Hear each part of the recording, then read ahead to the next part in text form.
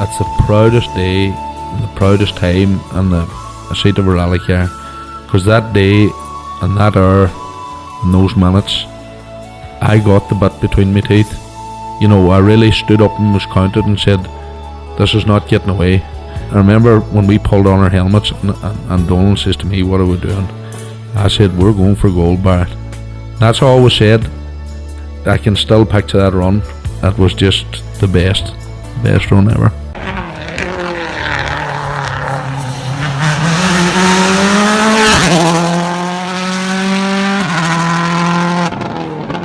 Welcome along to Krunching Gears, the rally podcast. The Donnelly Motorsport Part 2. What can we say about Part 1?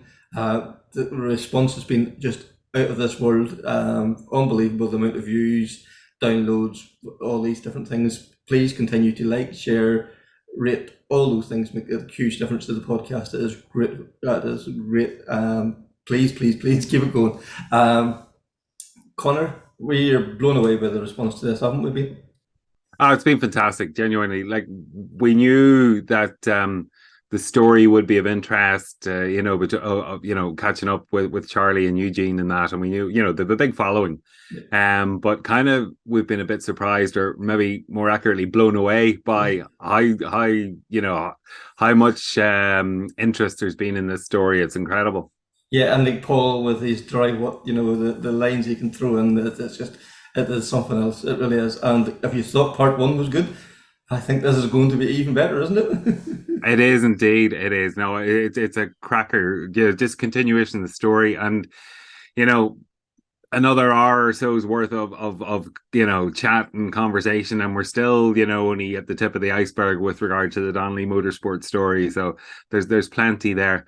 But we started the episode with, I asked a question to Eugene, and I was trying to skip along in 2004 to Donegal, but Eugene brought us back to the circuit. And then from there, Circuit of Ireland, you finished behind Derek McGarty. And Killarney didn't go so well, and then you got to Donegal. And really strong first day and a half, string of fastest times, and then rain came, and then Nesbitt was there. Well, I want to skip back. He led you into that nicely, didn't he? There's a whole lot happening in our world in between all of that, We just jumped there from buying a Toyota to driving into Nesbitt. Isn't that right, Paul? And you jumping out and you just saying, get in here. But hey, before we get to that, I'll just get back to the circuit. At the time, the big man to beat at the circuit was obviously Derek, and I remember saying to Paul, like, shit, I can't beat this guy. I just can't beat him. We tried and we tried and we tried, and I drove the wheels of the thing. Well, I thought I was driving the wheels of the thing. But that was our started. Really should have been the start of our Achilles heel to be shown, and that was the knowledge of the stages. Like Paul and I would go and wreck his stage, and we'd do it maybe 3 or 4 times. Sure, that's grand. Like, we know where we're going. We go way off, and we go and have a nice meal and a glass of wine, and we were good to ourselves. But on those rallies, the circuit was not like Donegal or Killarney or even Galway to a point, and Cork, where the same stages were used over and over again. You went to Circuit of Ireland, we're always different stages. And like 3 or 4 passes, we weren't thinking about it. We were just making the note, la, la, la. And we weren't taking out the wee bits that we would have learned from Donegal or, all those big rallies that use the same stages. And it took me probably 3 or 4 years to figure that out, that those rallies, and obviously they were on Derek's doorstep. And he would have known where he was going extremely well, and would have done that Circuit of Ireland and those stages in the circuit for years and years, whereas I wouldn't have. And I like every time I did that rally, I was always scratching my head going, how is he so fast up here? But yet I can beat him or be with him anyway. But on the circuit, he just had it mastered, But I'd like to skip on forward to Donegal. I mean, just go back to the Killarney bit first in the middle. Oh, yeah. So the Killarney bit in the middle was pretty good. Everything was great, and heads up, everything. We were all great people. Yeah. And then we were getting bet. I was trying to look on the phone there how much we were getting bet by. But anyway, we were getting bet. And when you're on road sections, you're kind of thinking, oh, I probably lost a bit of time here. I lost a bit of time. Yeah, I can remember that bit there. And it could have been quicker there. And the next thing, we started talking about the way these Subarus can lead the line. So, I says, yeah, savage, yeah. Your man says, this thing has launch. Yeah, but you need to know how to use it. Yeah, but when did you figure that out? Oh, Derek told me. Oh, I see, right, okay. And I remember heading out to this stage anyway, and he says, we'll just try it here for the crack. And next thing, you press this button and the shoe to the floor and the engine revving the head off itself, and he let the clutch out and the thing stalled. And I says, I think we'll just leave it at that. No, I know what I done wrong now. Bang, bang, bang. Next thing, prop shaft out of the back. So that was the Killarney lesson. Yeah. Broke the prop shaft at 10.5 grand for a prop shaft. Yeah. See how Paul brought it up about the fact that it put us out of the rally. The money of it was just out. But what event was after? What? Oh no, we got it fixed and you went back out and then you blew the turbo. That's right, yeah. But I reckon the fact that the driver was out with the prop shaft damaged, they drove the stage then. And that done something with the turbos. Isn't that what it was? Or, no, I don't know. I remember she blew the turbo after that as well.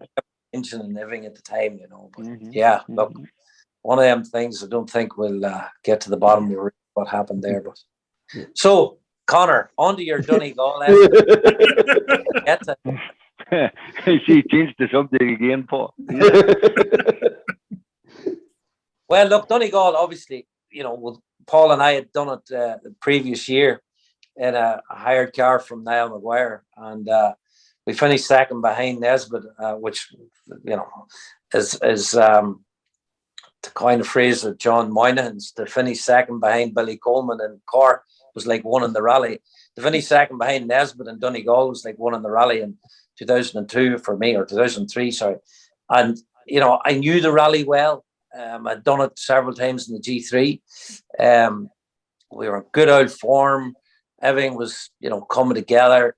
First day, as Paul said, maybe a wee bit guttery here and there, but, you know, we were on the pipe. Everything was working great.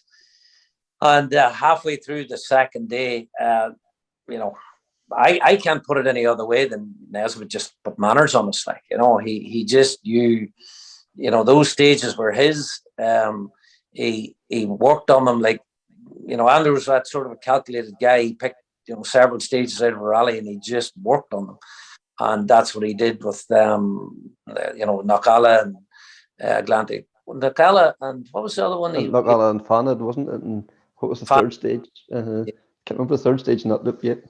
Yeah, so, you know, he just came like a steam train at us, you know, and I had no answer for him. No point in me saying that I did. But on the second morning, I thought to myself, do you know what? Hi, Glenn, let's see what we can do there. And again, he took, I don't know, 9 or 10 seconds out of us. No, I don't think we even spoke about it, Paul. I just said, that's that. Like, we'll head for second here, you know. I went out to Port Lake and took off. And lo and behold, you know, not 4 corners in, there he was, stuck across the road.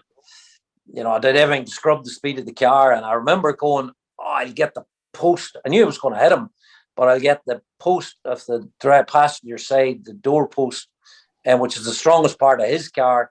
And I was going to get it with the corner of the Corolla. And I was trying to get it in, you know, and that's where I hit.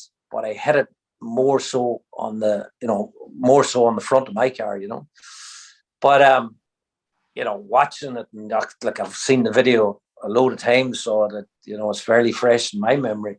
But, you know, got it started up and got it into reverse. And Paul, he was worried about McGarty coming behind. But I just knew there was no attempt from Nesbitt or James to get out of the car.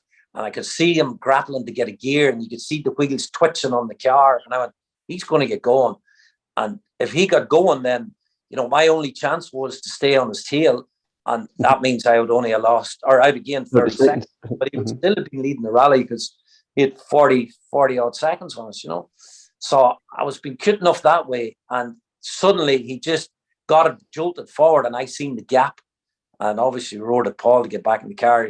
Paul couldn't see what I could see, but all he was worried was Derek coming from behind. And in fairness, it was very close. It was very, very close. Like Derek could have wiped us out, you know. But got through the gap, and lo and behold, the controversy by the time we got to the end of the stage, and that's why I mentioned Matt Doherty earlier in our conversation. To be fair to Matt, the pressure from everybody, you know, Andrew Nesbitt, whatever he was that time, 2 or 3 times winner, spun on the stage. You know, there was accusations that I hit him, and you know, there's lots of stories going about that were not true. And to be fair to Matt Doherty, Matt just closed the ears to everything, listened to Paul. I don't even think he interviewed me. I think he interviewed Charlie, and we had an onboard. So we got that dug out, and he looked at that, and it was pretty clear cut from that point. But you know, this is where, you know, at that level of rallying, and you know, this is going back through the Fisher years, and you know, through what our experiences, and even right up to the day. There's so much at stake in those big rallies. Like, people think, it's only a Donegal rally. It's not just a Donegal rally. Like, the Donegal rally is the biggest rally in the country, and the amount of people would give anything to actually achieve that. So there was a lot at stake, and you know, the guys pretty much would have done anything, like, to put themselves in that position, to leave themselves with a chance to win it. So therefore, the allegations I took very, very personally. And I really struggled with that there. And even to this day, I struggle with allegations, you know. And that's where, you know, I mentioned earlier, the 2 guys there, you know, they were always there to pick me up. And, you know, I would have been put the head down and got a bit emotional. But I remember Paul getting into the car after the conversation with Matt in the service area. And you just saying to me, let's just drive to the finish. Keep your head down and drive to the finish, you know. Do you remember that, Paul? Yeah, I remember it. The other thing I remember is when we came off that stage, Port Lake, and there was nobody behind us. And it was a big long road section into Downings. You know, you go into Chrysler and all that. Chrysler, yeah, up through the past and then turn off left, heading over to Downings, and get on the phone and find out what's going on. And Jesus God, I'm telling you, he's want to get that sorted, and this, that, and the other, and panic, sound. Down into Downings anyway, and there's you turn down left past the church, and there was a guard standing there. And then Eugene was saying something to me, and he says, what the hell is he doing here? Whatever, next thing, and he remember running into the back of the Vectra. Yeah. He says, oh my God, are we going to get anything else today? Jesus Christ, what did you put me down this way for? Oh my God. Back of this boy's Vectra, and him out of it, and the guard out, and do you remember that? Yeah. I wouldn't have remembered, only you brought it up. I couldn't believe it. Straight into the back of the boy's car. Who got the blame for that? Well, sure, there was a whole panic going on, but as long as the guard was there, I knew, which was a great thing.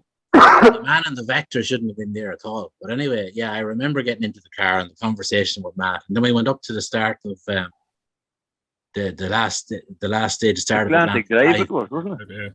And Andrew was still trying to sort it out, and they were all chatting around, and Matt came up through all the cars, and he called me and Eugene and Andrew and James up to the kind of start area or wherever the start line is.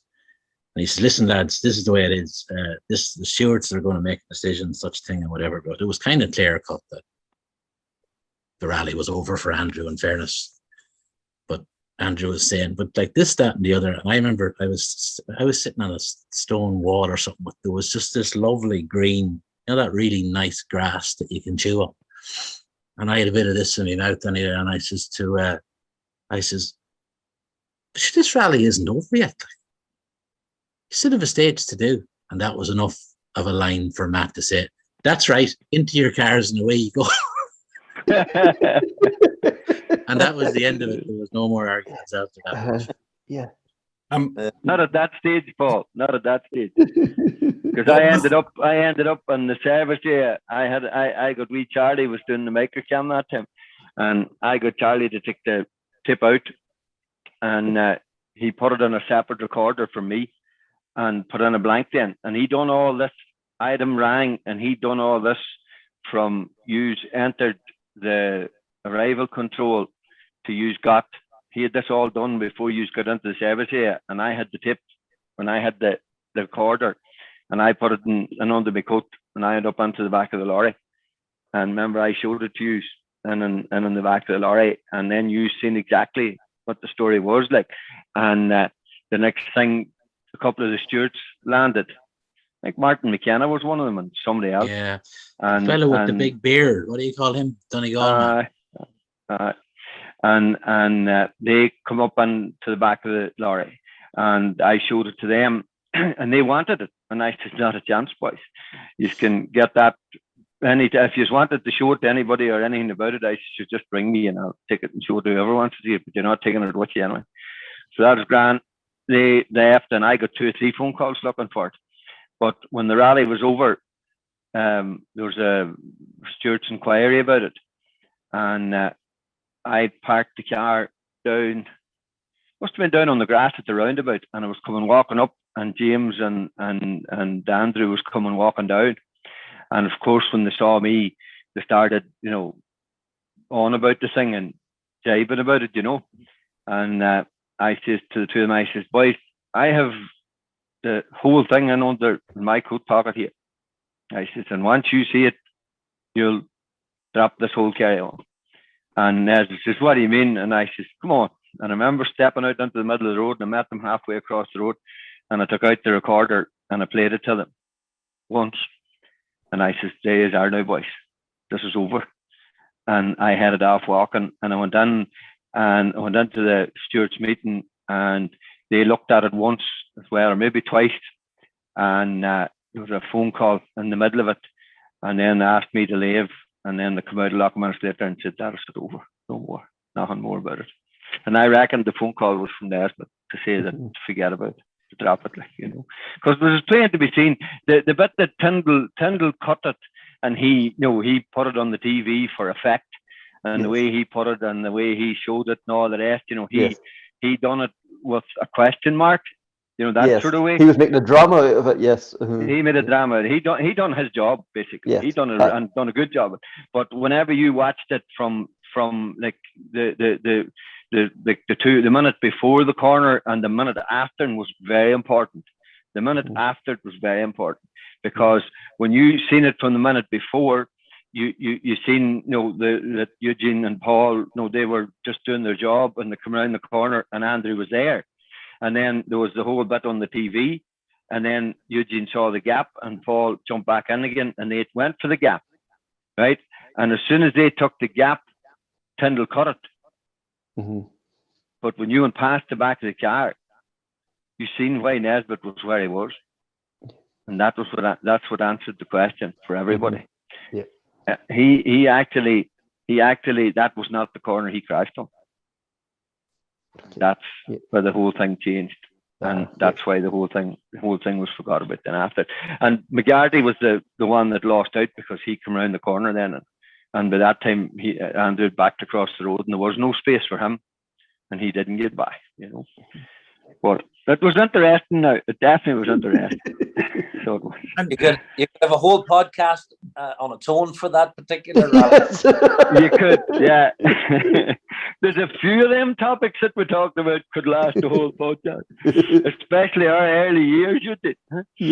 But at the same time, I was going to say, at the same time, like, to win Donegal, as you said earlier, it's the biggest rally in Ireland. Did it take away from that win at all, having that little bit of a controversy hanging over it? No, not really. No, because at the time, we strived for so many years, both Paul and I and Charlie, to achieve that. So. As I say, when you drive over the ramp and take the oil man's money, it's all the same, But forget about that. At the end of the day, to win a rally, you're competing and you're putting the other people around you under the same pressure as they are putting you. So at the end of the day, Nesbitt was under the pressure, and he made a mistake. Yeah. At the end of the day, you go through any form of competition at all. Running, walking, racing, horse racing, cars, no matter what it is, at the end of the day, it's all about the pressure and the way you deal with it. And it's all about who makes the most of it. And at the end of the day, he made the most of it, and he deserved to win it. And that is the long and short of it, from my point of view. And Look, wee bit of luck and everything, and the luck went our way, and it was bad luck for Andrew. A lapse of concentration, spun the car, tried to get it back on the road again, ran out of time, and I clipped him, and that was it. That's the long and the short of it. And look, to win your first Donegal rally, it'll never be replaced. Like that was the first, and I just mesmerized on the. The parties in Donegal are legendary, and to stand up on that stage, give your speech, collect your trophy, go back into that crowd where you're just on cloud nine, like, and go up to Highland Radio the next morning and do your interview, and you half winged, nothing bad at all. That is right, but it just is one of them special moments, like, and my two kids at the time. They were very small, and to have them on the ramp with us, and get the photographs, and same for you, Paul. With the kids on there, like it's just one of them unforgettable moments, like Definitely, it doesn't really matter what way you want it. Like, I remember the two of us going in the road, we were in tears, like absolutely, yeah. Because it was so emotional. I was at Donegal when I was 11. Looking at these guys, and anybody that won Donegal was a superstar. They were a superstar in Donegal anyway for that much, but it was just so iconic. I'm from the Northwest as well, and Donegal was the event. And I wanted to, I finished 10th in it in 1990, and that was my result. I thought I won the class, and I thought you'd never get any higher than that. But no, it was a great time, and then to do it multiple times after that was even better. Never forget the first one, though. And the controversy then, I think it just added a bit of spice to it. It did that. Because people still talk about it to this day, that's the thing about it. Well, here we are talking about it flipping 19 years later. So. Yeah. I remember Plum ringing me afterwards, and we're getting ready to put the program out, whatever, a couple of Thursday nights afterwards. And he was just saying the way he was portraying it and explained it. And I says, here, listen, that's your job. I don't mind whatever way you put it, So then he rang me maybe a week afterwards, and they got the ratings in for the program. And it was the highest rated motorsport program that RPM had ever had at that point. He says, over all the programs with, the Nesbitt, Fisher years, right down through them all. He said this was the highest rated program that was ever watched. So it goes to show you the bit of controversy adds to it. Definitely. So we weren't finished with the controversy at that stage either. Nope. Weren't. Come on, Connor. Let's get He's just aging to get out of there. That's where I'm headed. How did you know? Yeah. But look, final stage of the year. Came around the corner, find somebody had deliberately put debris in the road. Like just an unbelievable incident. And I'm sure extremely frightening experience. And was there talk that you might have stepped away? Like, was it a sickener for you? Well, just to touch on briefly before we got to the last stage, like we had some great rallies after Donegal. Like you got to remember there was 8 rallies in this championship, and we fought hard for every result we got that year. And like Isle of Man, we'd never done before. Jim Clark, we had done it once before.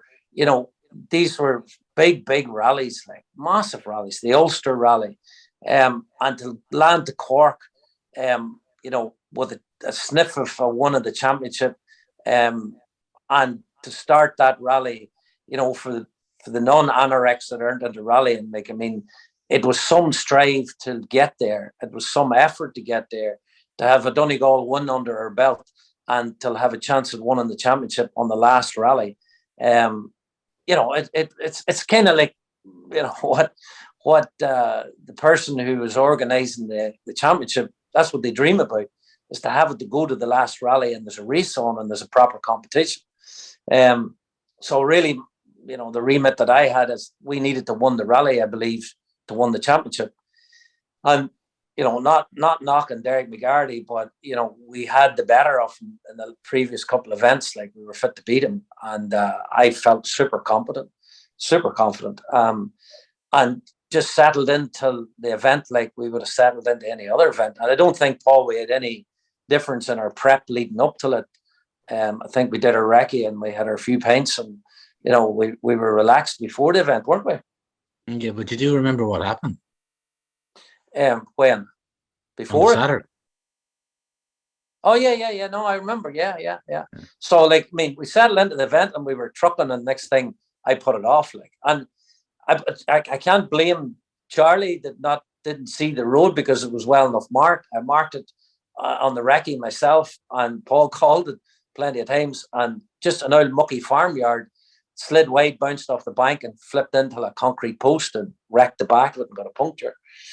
So I can remember going off at that particular time. I remember the off, and I knew the car wasn't badly damaged. I would pull it out of the stage, but that was it. I knew the championship was over, and I didn't think, you know, we could get back into service with any minimal time loss. I thought it was going to be a huge time loss, but we did get into service and we did get the car repaired.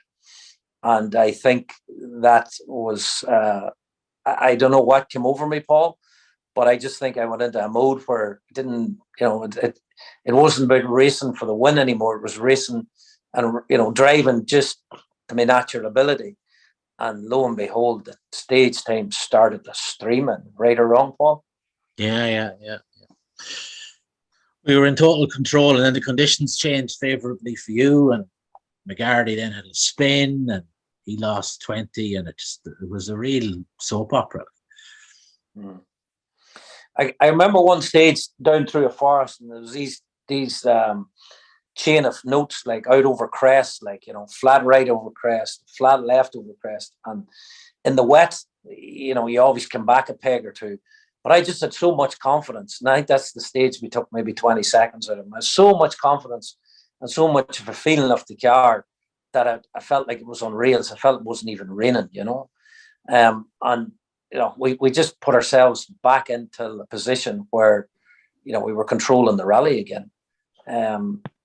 Can't remember much about the Sunday morning, Paul. Do you remember what way we were? Well, we weren't leading on the Sunday morning. He was leading. He was first on the road on Sunday. Okay. And the conditions were really bad. And I think it was the second one. He, about halfway through it, you know, when you can still see the mist on the road. Yeah. And then you could see the back of his car. So we knew we had the guts of 25 at that stage. I think there might have been something like that for the lead. So we knew going into, you know, at the end of that stage, you're going to be leading the rally, which was a phenomenal turnaround from 24 hours before that. And that was the start of the end then. And, like, you know, I was confident enough that I think we had a 8 or 10 second lead out to the last leg of the rally, which was 2 stages. And we pulled up to the start line, and, you know, I had no reason not to think that I couldn't match him or take a little bit out of him. Yeah, there was a couple of little incidents happened. You know how, guys, we pull up before a stage, maybe a couple of K back, and you get out and you know, you have your comfort break and you put on your helmet and you get bolted into the car, and your competitors are all parked around you. And there was a couple of wee incidents there that maybe better not spoke about, Paul. But you know, we got into the car. We were second on the road, pulled up to the line. Derek took off, and, you know, 30-second intervals, and suddenly we were stopped, and we were said there was a problem with the stage, and we come out of startup mode, like, you know, switched off lag and all that there, and relaxed. And I don't remember the conversation, Paul, but I know you were saying, look, we're 2 minutes in, 3 minutes in, might have been the stage we're going to lose it. Yeah, they'd lose it because of the double O time or whatever. It was running. It just didn't look good. Like, there was a lot of people on the start line that weren't really, how would I do it? More than you, I don't really want to say anything wrong either, but just for people shouldn't have been where they were. And the thing smelt a rat. Luckily enough, I kept the camera on all through the aborted start, all the way through the delay. I didn't turn it off purposely, just to keep everything straight in case it was a case we were going to be accused of not willing to start or some bullshit. So I left the camera on all along. So it just didn't feel good. Like, never felt good. Obviously, when you have a gut feeling, it ended up turning out to be right. But didn't expect now, in fairness, what we got. No, I didn't anticipate anything, untoward like that. But look, for people who are listening, maybe don't even know what we're talking about. But yeah, we got a very abrupt start procedure, which I really never liked. When I was starting the stage, I liked the full 30 seconds. You have a wee mode you go through. At 20 seconds, I like to be all settled, strapped in. Bit of a thought going through my head. At 15, pull the gear. At 10 seconds, you prep the lag. At 8, you put the lag on. You go into that whole process. And, you might think that this just comes automatically, but every time, even to this day, a start line procedure, I always get nervous about it. And I always think, shit, I'm going to forget something here. But I do remember that start procedure and getting it on the button, and off we went. I think the first major corner was a hairpin left, and I think it was a series of fast corners downhill into this. It was like, what was it, Paul? Like a 3 left tightened or 3 left? It was like a 3.5. Yeah. But it was 115 or 20 mile an hour. Yeah. Hill road was going away from you, and you really needed to get in on the inside of it, but you had a wide angle going into it, so you kept over to the right hand side for this left hand corner to get a racing line on it, but it was totally blind. The racing line was totally blind, and the minute I just turned into it, I'm pretty sure I said to you, Paul, oh fuck, or whatever, I seen this stone about this size. And there was just no way avoiding it. And clipped it, and just all it needed to do was put the car off the line, just this much, like a foot off the line, and that's what it did. And it careered into the bank on the right hand side, kind of silhouetted like this, didn't roll, but like it went in on the right hand side, and it just round like this here, and a serious amount of knots. Like, took every wheel off the car, and like we knew when we landed in the middle of the road, we weren't going anywhere. And then I was a bit dazed and going, shit, and I said, Paul, get out. And Paul couldn't get out. Your door was jammed. So then I panicked and I jumped out. I ran then to get the next car slowed down, which I think was it Eamon Bowen, or was it Tim McNulty? No, Tim was the next car after that again. It was Eamon Bowen. Eamon, Tim, and a few of the others anyway. And I was walking back towards the car. As each car come up, the competitors got out and stopped the next car and the next car, till someone come down and says, did you see what's in the road up here? I says, no. And I walked back up to the apex of the corner, and here was several rocks, but there was a piece of foam like you would get out of the boot of a car over a spare wheel, and there was nails all driven up through it. And I think there was a couple of pieces like that just sitting It was Tim that found it. It was Tim that found it, yeah. So they were sitting strategically placed on the apex of the corner. So, there was the rock on the road, anybody could have cut the corner and threw out the rock. Although it was a rock that was alien, it wasn't from that ditch. So that was a wee bit weird. But, the nails, they cemented it that this was sabotage. Like, it wasn't as something that fell out of the hedge. Like, somebody deliberately took the time to get onto the road, put the stuff there with the purpose to create a puncture, or, could have been a lot worse. Like, either the two of us got to get killed out of the accident. It wasn't that we were going off at 20 or 30 mile an hour or 50 mile an hour even.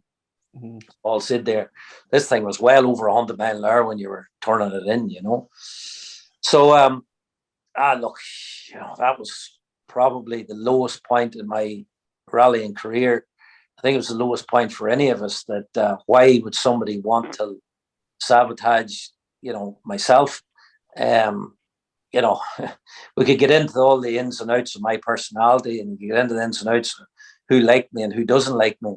As I keep saying these days, the more people that know you, the more people don't like you. And that's just the law of averages,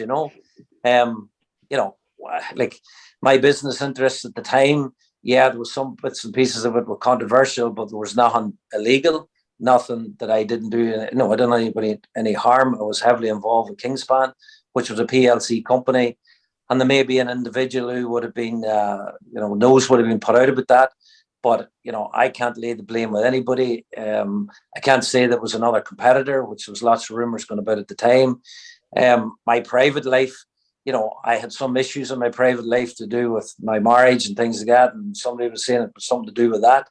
But the bottom line is that I never set out in my life to do anybody any harm. And I didn't do anybody any harm. And for somebody to come along and do something like that there to risk your life, it was a bit of a setback. And one thing, taking a grievance against me, but to take a grievance against Paul, like he's sitting in the car beside me, that's the bit that really, really hurt. Like, and maybe I didn't say too much about it at the time, but as the years went on, I've certainly been vocal enough about that.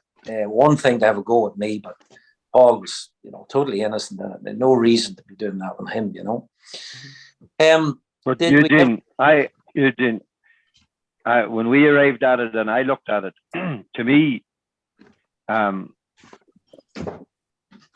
whoever was involved or ever done it, they were too stupid to realise how big a thing it was. I think they didn't anticipate how bad it was going to be. I think they hadn't the brains to realise that. At the end of the day, they had to realise that what the outcome of it could have been. I think that whoever done it thought, oh, he'll get a puncture and that'll be it. Like, you know what I mean? They had no comprehension and no brain power to understand what the outcome, could have been. And the danger that they created. Yeah. Well, look, in the aftermath of that day, there was a few people that were very instrumental in supporting and giving advice on what to do. I mean, the exact aftermath. And Liam Egan was one of those people. And Liam is a very good friend of Charlie's. And he was there at the scene. And I remember Liam being that bit of a pillar of strength and knew exactly what to say and how we should conduct ourselves, and through the whole aftermath, say the guys, like, the three of us, Liam and a couple of other people, were very instrumental in giving me the support. And it wasn't just me this was affecting. Like, there was us as a team, like, and I think we rallied extremely well to get through it. The things that probably pissed me off about it was, the personal side of it. A lot of bad shit was said about me, and a lot of bad shit stemmed from that over the years. And maybe this is a good opportunity for me to put the record straight that, a lot of the stories that has been said about me has just been extremely difficult, and a lot of it lies,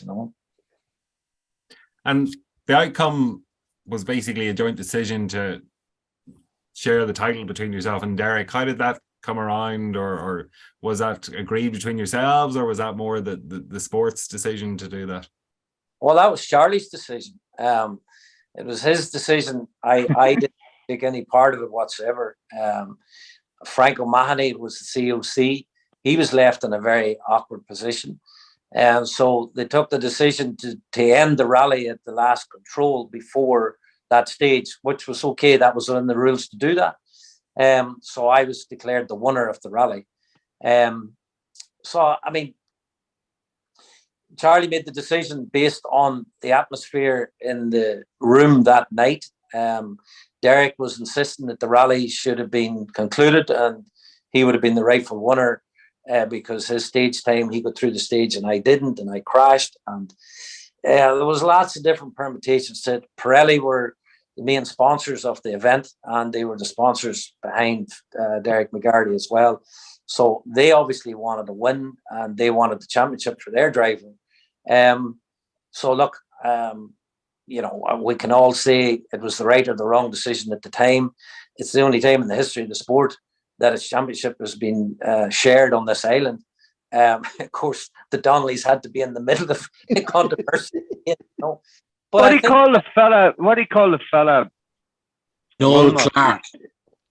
No, Wilmot. He's dead now, the critter. Oh, Don Don, Wilmot. Don, they did last year. Go Don again. Wilmot. Don From Wilmot. Bushmills. It was Don Wilmot and I that sat at the finish and chatted. Frank was there as well and all the rest. And because I always remember him in that conversation. Just that's all, But they were in a room in the hotel, and we were standing outside. And as Eugene said, he said to me, "I'm away. I don't know. You just do whatever you decide to do." You were there with me, Paul, weren't you? No? Yeah, but your man Noel Clark, he was chairing the meeting. Yeah. If you remember. If we hadn't had decided that night it was going to go to Dawson Street, and there would have been no conclusion for whoever wanted to spend the most money arguing about it in court. And I just come up with this idea, and I thought, yeah, I'll try it. So I went back in again then, and I put the idea to him, and Derek, he said, yeah, that's all right. So that was it. Done and dusted. And like, that's all I have to say about that. Say it again. As much as I'm just quoting Forrest Gump, that's all I've got to say about that. But to strap yourself back into a rally car after that, I don't know, a test before Galway or whatever, does that still be playing in the back of your head that first time back in the car again? Paul, do you want to take that one first? Oh, sorry. What, Charlie? I was going to say maybe Paul, did he want to take that first? But go ahead, Eugene, go ahead. Well, I remember going to Galway. After the rally was over, we got the car back and got it fixed and did all of that there. But I remember, ringing Paul and saying I will go to Galway, and I was all upbeat, but see, down deep inside, I was struggling. I really, really was struggling, and I didn't know what was going to happen for me. And sitting on the start line of the first stage in Galway, I was just saying, you know what, I want out of here. I don't want to do this. And the only reason that I kept going was because of these lads, and it wasn't even that there was a lot of words of encouragement, but there was just that aura and that feeling that, as Charlie was saying. Driver on, Eugene. Driver on. That was it. I'm sure you noticed it, Paul. You what? I'm sure you noticed it. I'm sure you noticed the demeanor, the way I was. Yeah, well, it did, but it didn't last too long. And then you obviously the ice and the conditions that Galway throw up, so that took over any other problems you had going on in your head. Move on. Yeah, no. Once I did the first stage, that was it. It was over. The thing clicked. We were back on the pace again, and that was it. And I think we went on to win that rally. Yeah. But 05 and 06, what 2 years, you two tarmac championships. Charlie, you won a national championship. You got back behind the wheel. Everywhere you went, there was a Donnelly Motorsport fleece. It was like nothing we ever seen before. It was Donnelly Motorsport jackets were in all the hedges. Yeah. In the middle of this was this small, tight-knit team. Was it surreal looking out at it, or was it just focused on what was happening at that moment? Well, from my point of view, I just had to make sure the finances were in place to do the rally, which I was fit to do. Turn up at the rallies. The car was well prepped. Charlie would have looked after, most of the management side of it. Paul and I would have dealt with the wrecking and, would have made sure that it suited us to go wrecking, not the other way around. We always we always tried to put that bit of, that bit of hospitality into it, let's call it, and it just worked. Like, I mean, sure, there was difficult events, and sure, there was times of anguish about not getting results and a few breakdowns, but like, touch wood, there wasn't that many accidents from my point of view.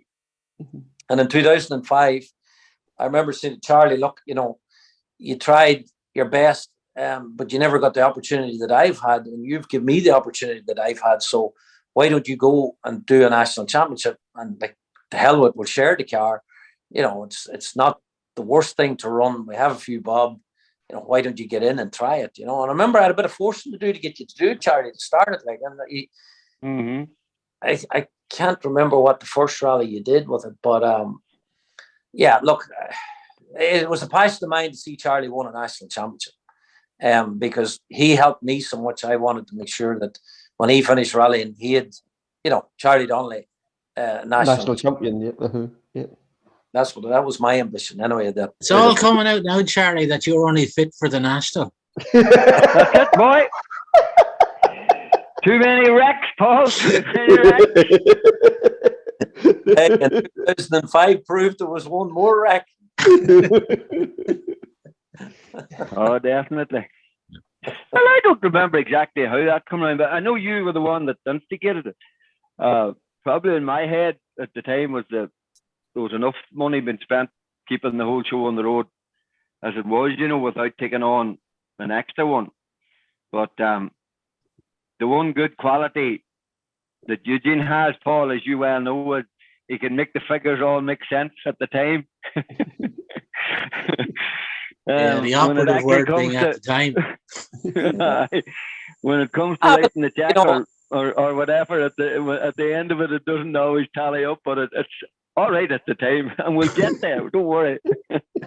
Yeah, but you boys were always wrapped up in not seeing the thing for what it was, not seeing for the moment. Like, and you were particularly bad at it, Charlie. You did worry about money a lot, like, and that's where. But like, you need to remember, Eugene. Like, our circumstances at home too were a whole lot different.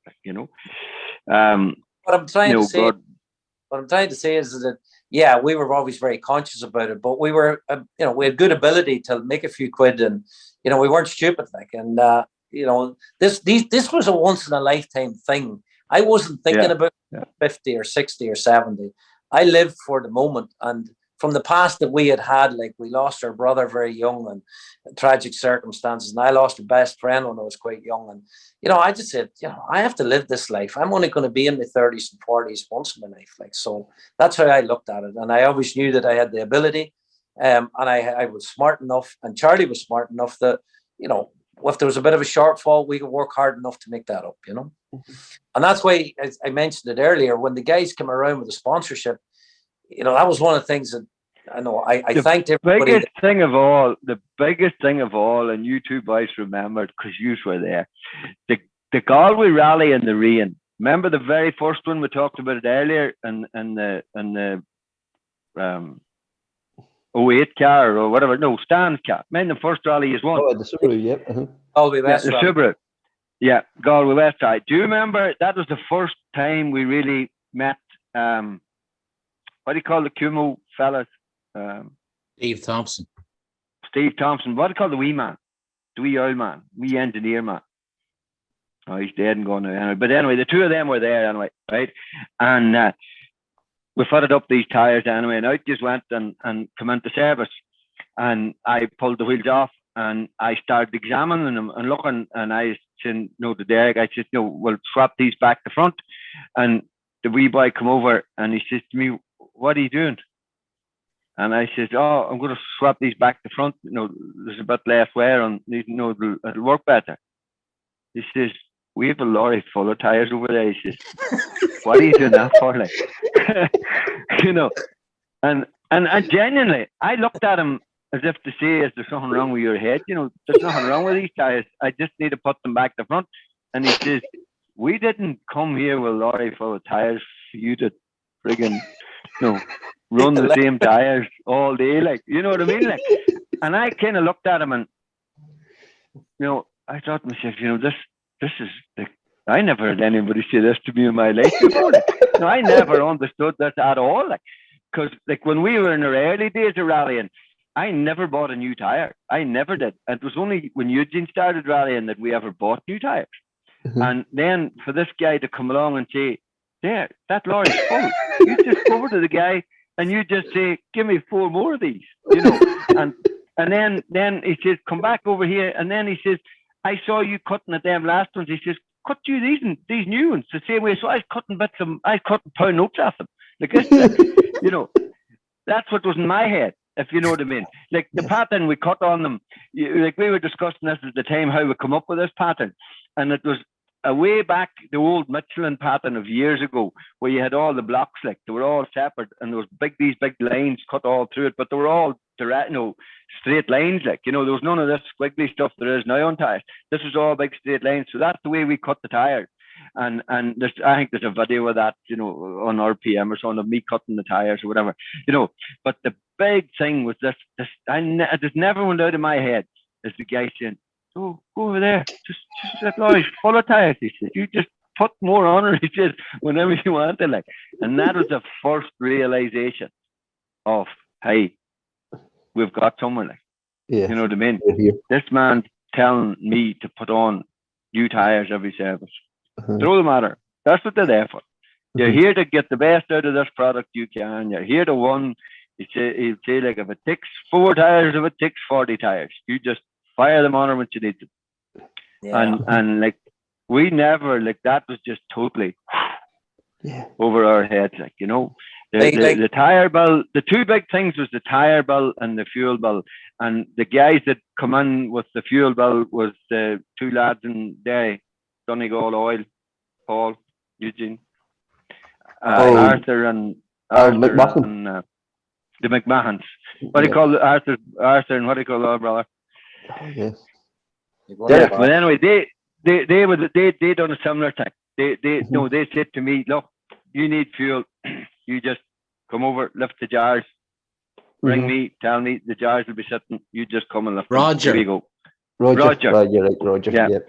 I'll never forget how, like, the first time them fellas, like, you like the first time these things happening, like, that's the memory, like, that's the bit sticks in your head, and the guys, they said, you just, whatever, the shell that time, in the red drums, and they just, you work away. And then there was a year or 2 that time, do you remember, they set up the stations, to fill the fuel. Remember, it was done. The remote fuel and stuff, and you didn't have to take down what liters you got, like, made no difference. That was all right. There wasn't going to be a bill the following Monday, like. That was unbelievable. Like, to not have the tire bill and the fuel bill, like, on the Monday morning, like, that was unbelievable. Because that was the big thing that, like, Eugene saying there that we put this in and we done that and we got this to go and all the rest. But, like, there was a real high on the weekend, and a fantastic high on a Sunday night. And no matter where we were, most of the time we all drove home on Sunday night. Like, that'd be 3 or 4 o'clock, and we always stayed for the prize givings, and we always drove home. And it would be 3 or 4 o'clock in the morning or whatever when you got to bed, like. And when you got up on Monday morning, like, there was that initial, bit of excitement, and then you can walk down into the kitchen, and the real world was sitting waiting on you. Like. Yeah, reality just kicks in. But, like, the bills and the bills and the bits and the pieces was all sitting like. There you go, guys. That's the team manager, and that was his perspective. I come down I got stuck into work, and I said, "Right, get stuck in now, make the price of the next one." And that's the guy. And I was busy trying to pay for the last one.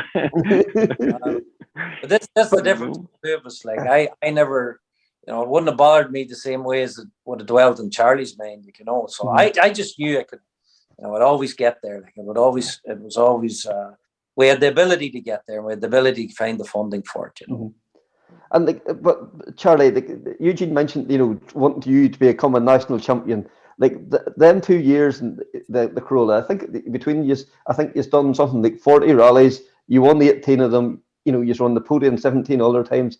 Like, for a Corolla that was at that stage, 7-8 years behind in development, compared to the latest Subarus.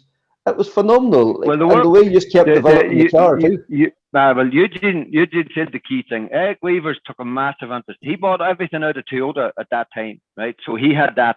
There's a wee fella, Jan, was the guy that designed the wire looms and the technology and stuff. He was involved at the very start as well.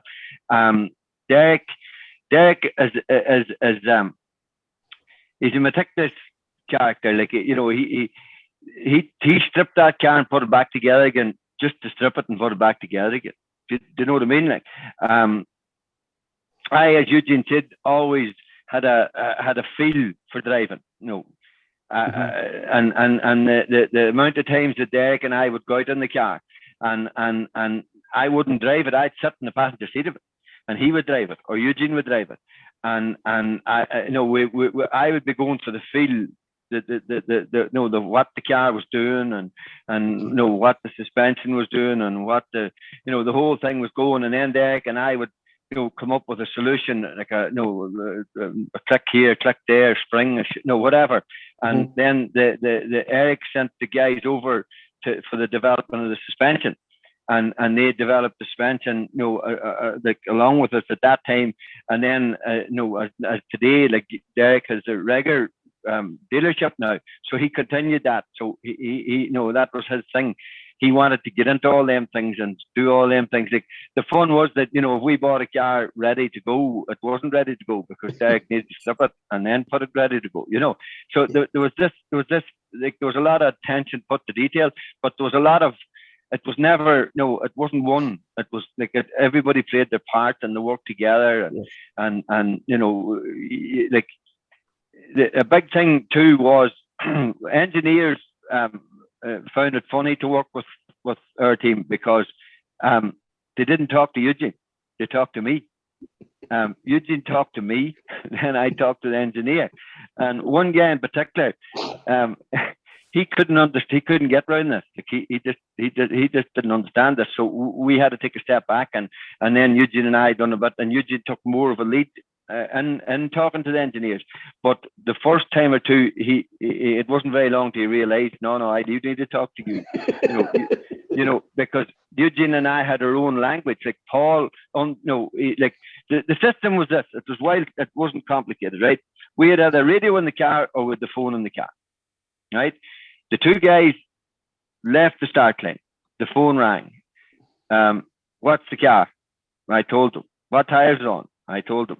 Right.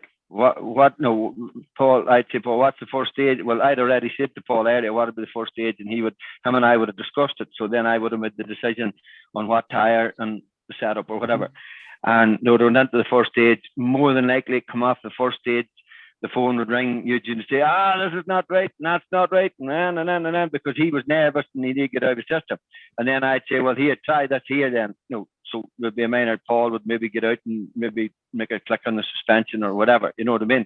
Or I would just hit him and tell him that it's all right, depending on what humor I was in. You're right, Paul.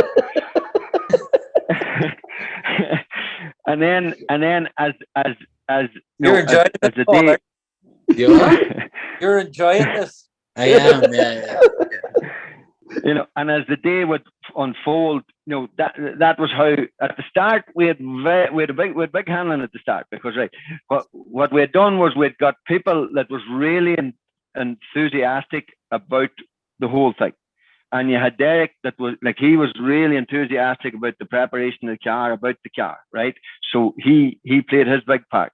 Then you had Moynihan was all about the tire and about all that sort of thing. So he wanted to give his opinion. And then you had Eugene and Paul and I, right? And the idea was that everybody give their opinion, and then I made a decision. Because at the end of the day, when we got to the rally, everybody had their own job. So the Derek had his job to prepare the car. Each mechanic had his corner to look after or whatever. Moynihan was to supply the tire. Paul was to do the notes. And Eugene was to do the driving. I would do the gravel notes prior, that morning or whatever, give the information to Paul. But then after that, every decision that was made after that, I made it. Because all Eugene was to do was to drive. All Paul was to do, notes. But we used to come into the service and these discussions would start in the service. This is in the early things now. So these discussions would start in the service, and of course, Derek would think it's to do with the setup or it's not to do with the setup, depending. Philip would say it's to do with the tire or it's not to do with the tire. He would be defending it or whatever. And I would be saying this or you'd be saying that. And it always ended up a row. The whole thing always ended up a row. And then I would, pardon the pun, you can beep everybody off, and then say, this is what's happening, da, da, da, da, da. So Eugene took me to the side one day and he says to me, he says, Charlie, this is not going to work. And he says, because when you lost the head like that there, he says, then, it looks bad and everything else. And I says, okay. And he says, do you everything by phone? So I would ring, first of all, they would come off the stage, and before Eugene would speak to anybody, even Paul, he would speak to me. And then Paul would give his opinion. And then I'd say, okay, and I'd set the phone down. And then I would ring and I would think of what they said. And then I would ring and talk to Derek or talk to Philip as to what tire we needed. Oh. I lost you, Emma. No, I still here. No, we can hear you. We can hear you. That's our thing here, stop. So I would give I would then talk to Derek and Philip, and I would make the decision of what tire or if we're changing the setup or whatever in the service area. And then I wouldn't come into the service area until the car was already there, and they would be starting to do the thing. And Eugene learned then when he got out of the car and Derek come to him and said what he wanted, he would say, nothing to do with me, talk to Charlie. And when Philip would come and he would say, what tire are you putting on, Eugene? You'd say, I don't know, talk to Charlie. So it took a wee while at the start for everybody to get that to work. But once we got that working after the first few rallies or whatever, then it run very simple. It made everything so simple. Everybody knew what they were doing. Everybody knew how the system worked. Anybody that was new to the thing or anybody that was trying to find out information or anything that got there, nobody knew anything. They just said, talk to him. The gas thing about it, though, is that the unique thing about all of that was I was the bollocks in the middle. So if you talked to Eugene, and you thought to yourself, that doesn't sound right, then he'd ring me, and he'd ask me, what's going on with your man? I'd say, he's just fucking, he's not, excuse the language, sorry, he's not he's just his head or somewhere else, he's not driving the car is fine, 100%. Or it could be, yeah, no, there's definitely something dramatically wrong somewhere or whatever. So there was a number of other conversations took place while your man was doing the road section. So yeah, and you'd plug him out so he couldn't hear. The best one of all was in Galway one year. It was the first stage, the first couple of stages, and come in and the car was all wrong, it wasn't right, and doing this and all the rest. And Paul and I had the conversation. And when we come into service, Eugene was keeping an eye on me when we come in. So when we come in, I said to Derek, whenever the car comes in, pull the wheels off it and get in underneath the front of it and start checking and looking and all the rest. So I come sailing in right and quick, and Eugene, he was getting interviewed by Plum, and I could see him watching away at me. And I goes over and I stuck my head in underneath the wing with Derek, and he says to me, what am I supposed to be doing here? Or what? No, what's wrong with us? And I said, nothing. He says, well, what are we doing then? I said, just stay here for a wee while. And let on if we found something, and I'll walk away saying, oh shit, that's what it was there. So I did that. I just walked away and said, oh shit, that's what it was there. Went into the lorry, and as I walked in by Eugene, he was being interviewed, and I tapped him on the shoulder, and I said to him, come on inside, and this is on Donegal, you see. So, and he comes anyway, and I said to him, this here wasn't tight, or whatever, and all the rest. And then we're going back out the door again whenever they go into the car, and Paul, he sort of looks at me, and I go, and out the boy goes into the car, and we went fastest on the next stage, car was perfectly. But that was a big part of it all too, wasn't it, Eugene? Oh, absolutely. As I said earlier, these boys were worth 2 seconds a mile to me. Like, you have so much other crap going on in your head, and you sometimes think there's phantom things wrong with the car. It's me, and still to this day, when I get into a car, it takes a while to get settled down, and you need I'm that type of person. I need somebody to be saying to me, "No, that's fine." I need reinsurance all the time, But the driving. Do you remember the other good and Paul that you used to laugh was that they'd be under pressure on a couple of stages and they just wouldn't be getting the last out of the car, and I would come over and I'd say, "Well, what's wrong?" That's not right. No, right. And I'd just look at him and I'd say to him, "Right, Eugene, there's 5 junctions or whatever in here. Break a second liter at every junction." Right? And Paul would look over at me as if to say, "You don't think we're breaking it enough, or we can't break any liter or whatever," you know what I mean? And you would say, right. And Paul would shake the head and I would walk away anyway, and next thing come to the end of the stage and they'd be fastest. And Paul used to shake the head and say to me, he said, "What? No, Jesus, are you telling them to break a second liter?" But it was nothing to do about the breaking the second liter. It was in Eugene's head. It was just to clear. It was clear the stuff, and settle them down. And we used to always say something stupid to each other, as well. And the whole lot would start laughing, tell some yarn or tell something or say something. That was another very important part of it, because at the end of the day, there was a wild lot of pressure, but somehow we needed to make it fun. But see, what you used to do in that situation was when you get on the phone and he'd start talking shite, you just do all the listening, and then you just come out with something like, "Come here, did you hear about something completely irrelevant?" But you were letting on that this was always on your mind. And you just go, "What? Yeah, did you hear about such?" I think the good thing about it was, and I think you're getting the picture, everybody did their job, and I turned to drive the car, and it took a bit of time and a bit of adjusting, but I learned the formula to win. And the formula, I didn't have that there. These guys, they were the formula, and I had to blend into it, and I had to drink that formula to win rallies. That's the long and the short of it. And again, it wasn't all about winning every rally. It was about being consistent and getting to the end of the rallies. And there was some of them we didn't perform that well on, and we just took our points and took our seconds or thirds and just kept chipping away at it. I was good at that. I was good at knowing when it wasn't our day, And look, we've had, in that Corolla, we had 3 fantastic years. I think from your point of view, Charlie, I think you look back at it now and you're delighted that you actually went through the pain and through the torture of getting your championship. And, it wasn't simple, but it was well worth it now looking back at it. Oh, the whole thing. I think that now when you get a chance to start these type of things, we don't do these types of things often enough because everybody's busy and they're working and they're getting on.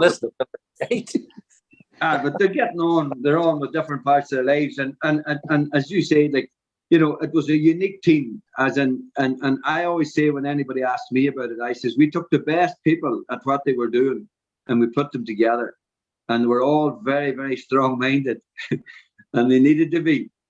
But the problem with that was that they all wanted their own way, and we got them. We figured out how to get everybody their own way, and that was the one.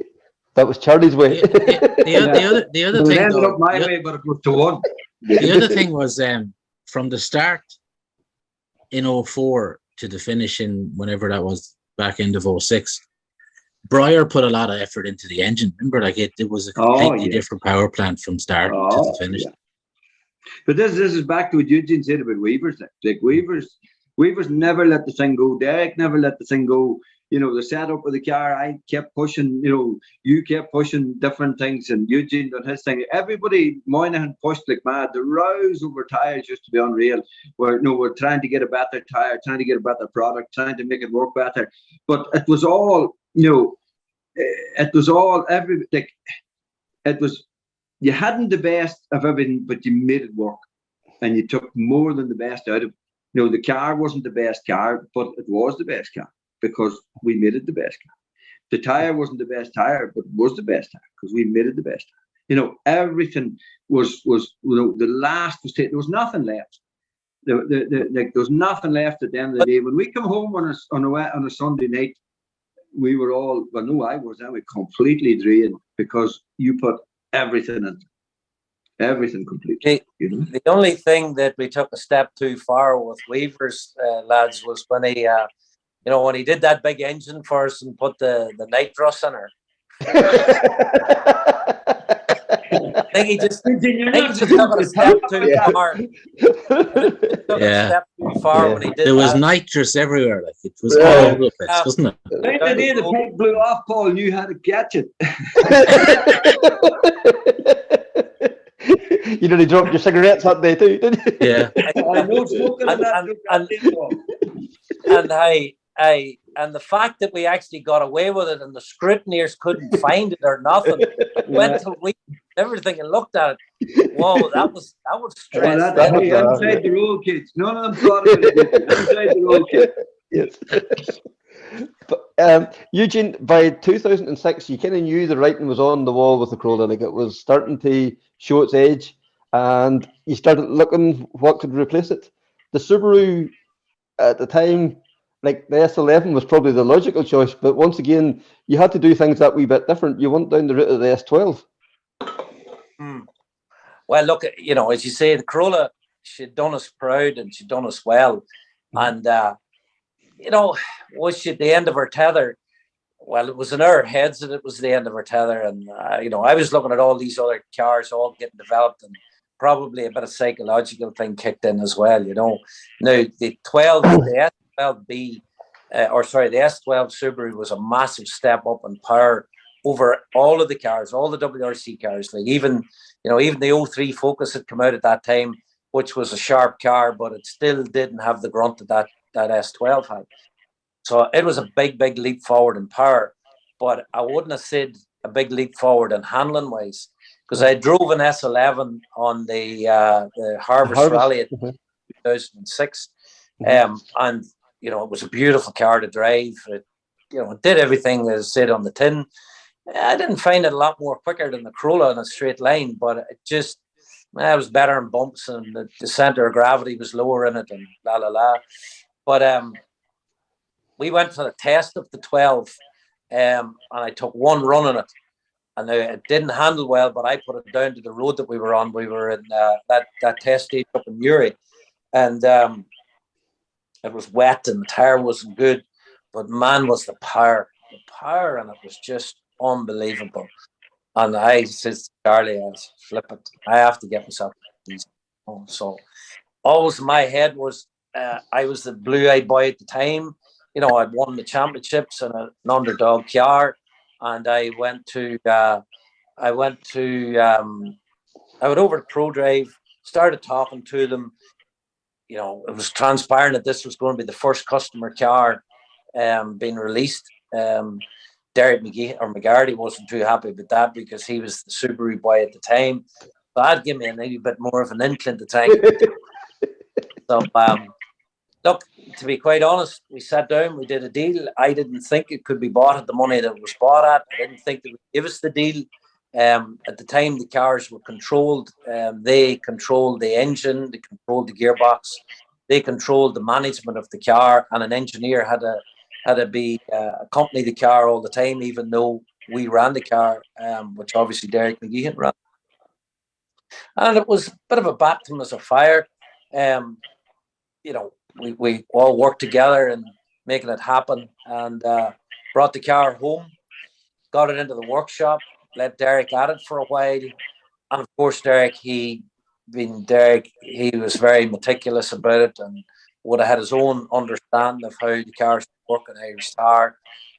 Started to do a bit of testing with it, and I think I got into it at the beginning and I found it difficult, and I definitely found it difficult. So got back out of it again, and Charlie and him worked on it for half a day along with the Subaru engineer or the Pro Drive engineers, and they were taken back. Why was I not driving the car?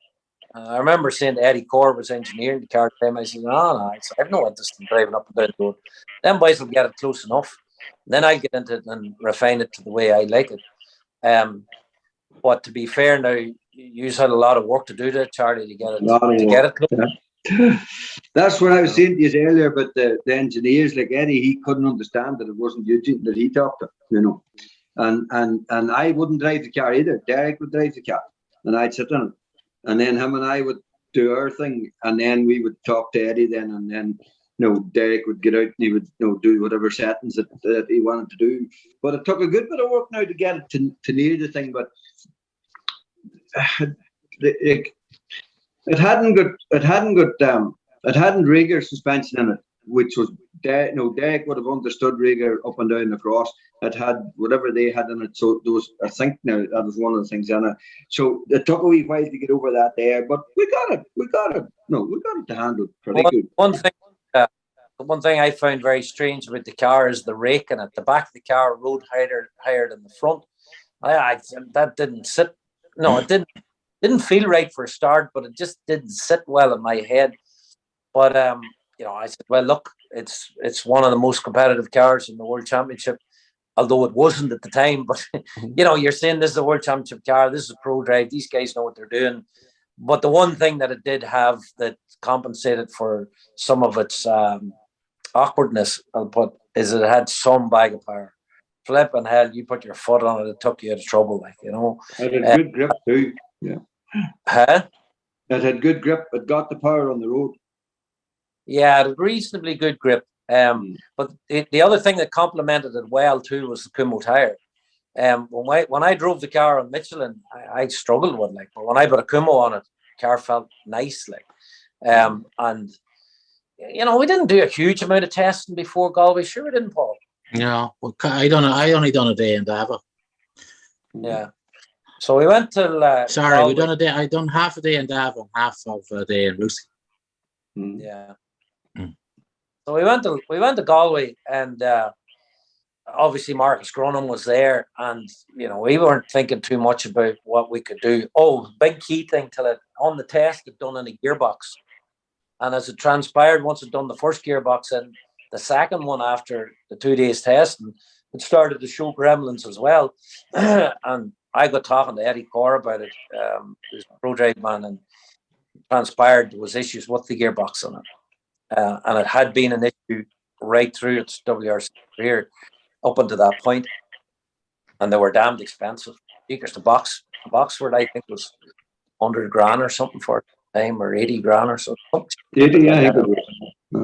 Yeah.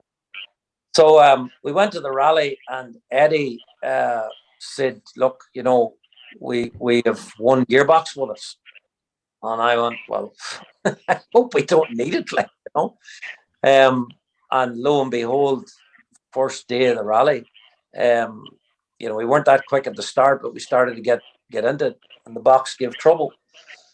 We didn't lose a lot of time with it, so they did a precautionary change, but it was giving trouble. It was jumping fourth gear, and changed the box. And the next thing, we got into the battle with Gronholm on that first day. Paul could give you the rundown on that better than me. I can't. All I did was drive. I just got my head down, drove the car to the best of my ability. But I can just remember that feeling of power all the time. It just took you out of trouble every time you put your right foot on. Big sideways drifts in it if you needed it, and it just was an animal to go. I don't really remember, Paul, much about the battle or about the times, but I think Gronholm had a slide off or something, and we ended up getting in front, something like that. Yeah, he had a puncture as well, or he'd some kind of overshoot and bits and pieces. But at the end of the day, he should have been, I don't mean at the end of the day, but really we shouldn't have been in the same battle at all. And because I remember we were doing the recce, and Gareth was out doing, was he doing Monty that year? Yeah. Well, Eamon definitely was doing it anyway. Eamon was doing it anyway. And during the recce, we were wondering, how far will he be? I think he won Monty that year, did he not? Yeah, I think that was the year, that what you call him, Loeb was out in the Kronos car. In the Kronos car, wasn't it? Yeah. Well, he whatever, we were trying to figure out how far he was going to win by. And we were kind of trying to figure out that it was going to be 6 or 7 minutes. So then when we done the first few stages, and Charlie was on the phone or on the radio, whatever it was, and we were looking for the boys' times, and he says, "Don't worry about them." What? Don't worry about them. They're not even at the race. It's just you and the other one. So we couldn't figure this out because there was actually very little time standing around, at the start of stages. So there wasn't much talk talking going on in that. So it was just a fabulous experience, though. And But what Gronholm couldn't get grip on the car was one of the things. Remember? yeah, And we had cut the tires out again, done our own thing with them, and I would have been checking the tires, at the end of at the stages, just checking them, and I danded over and checked his, as well, had a look at them, and he got out and I can remember him saying to me, no heat, no heat, no heat, and I says to him, I looked at him and I says, you need to cut them. What do you mean? What do you mean? He goes, and I says, you need to cut them. I says, look at his tires. So then he looked at them, and him and I started this conversation then at the end of the stages, and eventually at some point on the Saturday, I think it was, or something, he got the boys to cut the tires out a bit more, and then he started to get a bit of grip. Then the tires started working. Because in my head, somebody else would have said, don't tell him. But to me, we were there to race. We weren't, you were there to race with him. Like, you weren't there to, like at the end of the day, if the car wasn't right and he wasn't getting, driving it, so then you weren't racing him anyway. Uh-huh. So there was no point. So I said to him, and to this, we had him over for a test with the MRF tire, and there's a photograph of him and Eugene and I up here on the wall up here, like, and he always remembered that, about the cutting of the cutting the tires, like, Yes. and it helped it helped the tire to work then, and he started to get into the thing. But even when he did that, like Eugene, it was still ding dong. Like, it wasn't that he got this done and then he started to go off. It was like, you were still beating him, like, and the roads were even starting to dry at that time as well. Remember? Mm. Well, I think we finished Saturday evening, and it was a bit of a surreal moment. You were beating the 2 times world champion at that stage, like, and you were kind of. It was totally surreal, like, and because he was first in the road, and I think I was second, or we were second, Paul, and we landed back to the hotel, and there was only him and the navigator and Paul and myself, and we met in the bar, and it was a bit of an awkward moment. And, there was nobody else in the place, like, and we ended up chatting, and, it's just one of them things that, you'll treasure that memory, and ended up making friends with the man. And, as Charlie says, he's been over here, and I've met him quite a few times since that. But, the following morning, this is always the memory that I have of the rally. The following morning, we were getting a lift from the hotel out to Park Fermi, and we were in Paul's Subaru, and James Foley got into the car to get a lift out with us. Isn't that right, Paul? that's right. And we were heading for Park Fermi, and the next thing, the U2 song came on the radio, It's a Beautiful Day, and the sun was splitting the skies. It was real crisp, cold weather, and that song was just banging off the radio, and Paul had it pumped up. And I remember getting out of the car just feeling absolutely fantastic, Went over, started up the car, started up the Subaru, got all into her. Paul was sorting out the times and all the rest. He climbed in, we pulled up to the out control, and Paul says to me, look behind. I went, what? He says, look behind you, look behind you. So I wrestled round, and I looked out the back of the yoke, and I could see Gronholm behind us. I says, what am I looking at? He says, it's not every day you start in front of a 2-time world champion. Class. And I kind of went, all right, okay. Do you remember, it was either the Saturday morning or the Sunday morning they couldn't get the yoke started? That was the Saturday morning, I think. Yeah, the first day. They couldn't get the car started. They had to tow them out to get it started. Yeah. Which would be instant exclusion in any other rally. Do you know what I mean? But yes. For, he couldn't figure out that it was allowed that you could cut the tire, but he thought it was okay to be towed out of the flipping Park Fermi. That was completely legal, yeah. But also got out the road that morning. Remember, we stopped in the wee town and went in to buy the stuff, and he had no money, and we ended up having to buy the No, that was on the Sunday morning. I went in to get a coffee, and he was standing behind me. I didn't know he was standing behind me, and he couldn't figure out where you even got the coffee. And he's that tall. Like, he looked around, you were looking straight into his chest, and he had no money to buy the coffee, so I bought him a coffee. Yeah, it was a great memory, but that was an unfortunate year for us. That you had Gronholm in Galway, you had Love in Donegal, you had Love in Cork. The only 2 rallies that we actually won weren't even in the country. Yeah. Yeah, the Manx and Jim Clark, wasn't it? Yeah, Meek turned up at the Ulster. For the Ulster as well. That's The right, year yeah. to have the car, and you know. It could have been the perfect year, only. Yeah, it could have been a clean sweep. Only all these boys turned up. Well, the gearbox messed up the Gronholm thing. Like he wouldn't. You would have got him. Like there's only another stage to go. Like he wouldn't have got you. Definitely wouldn't. No, I don't think so. No, I don't think he would have got us. No. Although Mark was a big problem that year. You know, if spoiled many a good story. What I mean, the car without a doubt let us down. You know, you can't win rallies unless the machinery is with you. You know, on that particular time, the gearbox started to give trouble again, and I just overcooked it into a right-hander, and I didn't have the gear to go down. And you know, it was a pretty big shunt. And again, when you see fire starting to come out of onto the bonnet of a 400,000 pound car, you know, you shit yourself, like, you know. Yes. And that, not only that, it wasn't just, you know, it was the accumulation of everything. I was pissed at myself that I said, you know what, second was fine. Second was fine. I didn't need to be taking the chances, knowing we were carrying an ailment, knowing that the roads were reasonably slippy and it was starting to cool a bit, and knowing that I did not need to win this rally. Like, you know, second, going home 10 seconds, 20 seconds was still a massive result. Like, you know, and you'd have been there squares, spraying the champagne along with them and having a real good night's maximum points in the championship of everything else too. The points I'm more interested in. One of the good nights of the year, you know. Yes. But, you know, when you drag it out of the ditch and put it on the back of a low loader and you head up and you see, like, there was thousands of people there at that rally, like, thousands of people. Yes.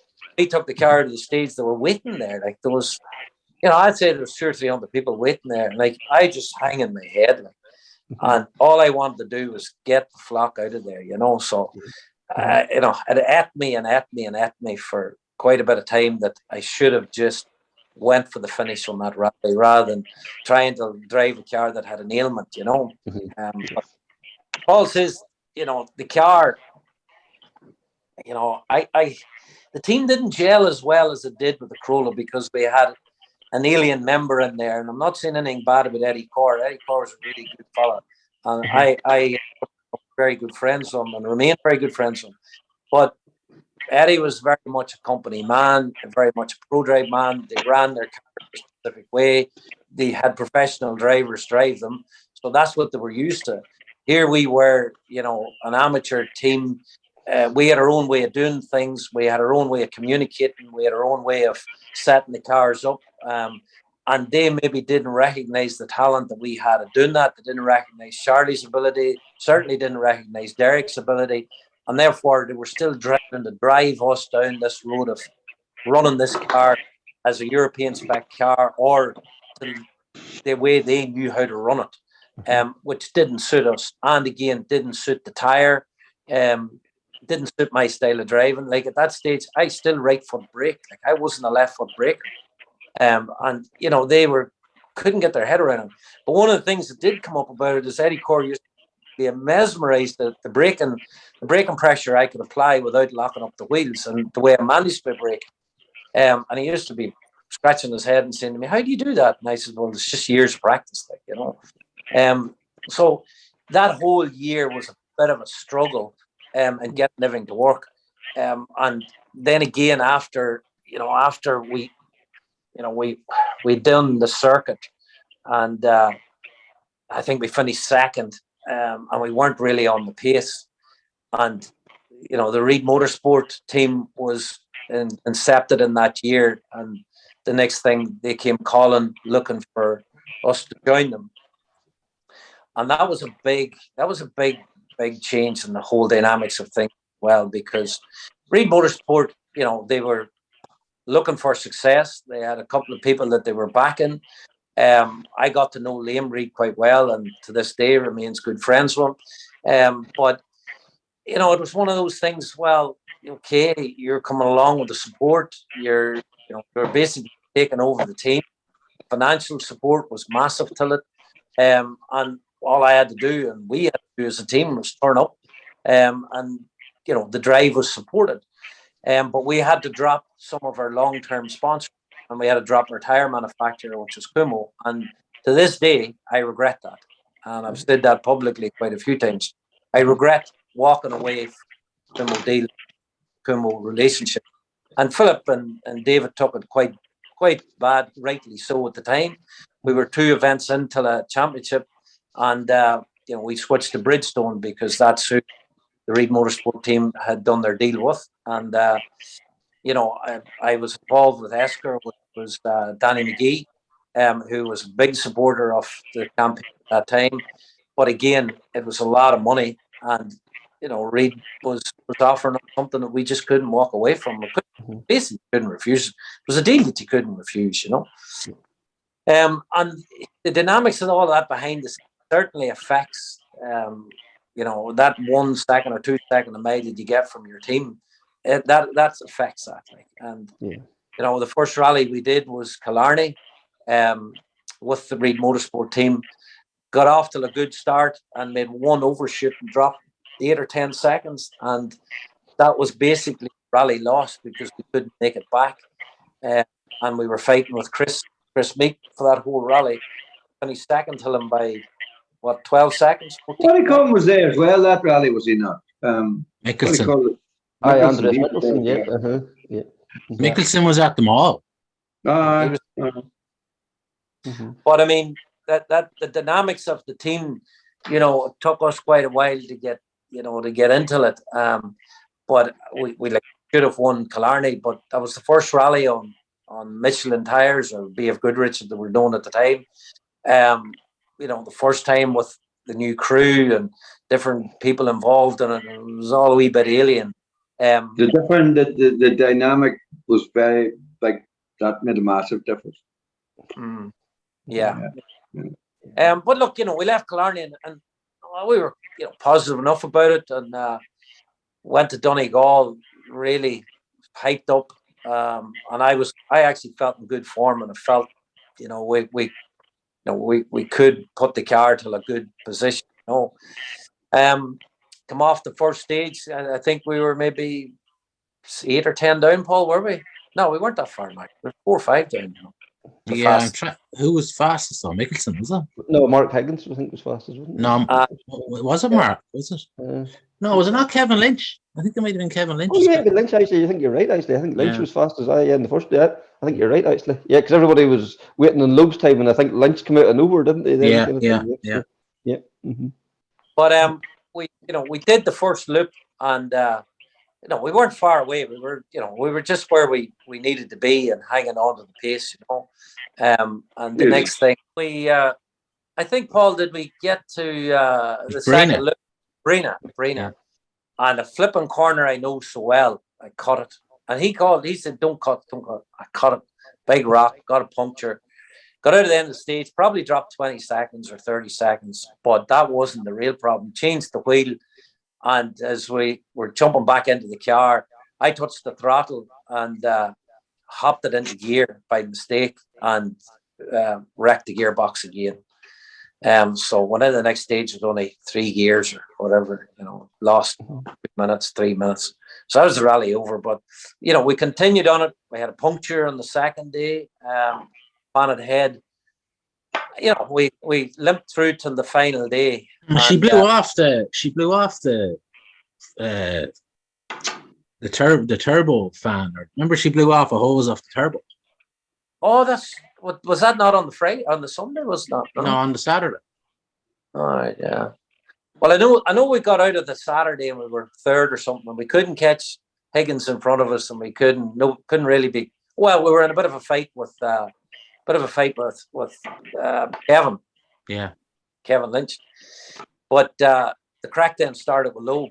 We were running behind him, and went into High Glen, and I really wanted to master that Sunday stage, and try to get as close as I could to him. And yeah, that was a bit of fun, wasn't it, Paul? Yeah, Higgins couldn't even do it. Yeah. Yeah, I just got this notion on the Sunday, right? I'm going to get stuck into this. I went through the notes for the 3 stages, and I just put my head at it that I was going to try to take a fastest time for the lobe. That was what was in my head. How close did we get, Paul? 4.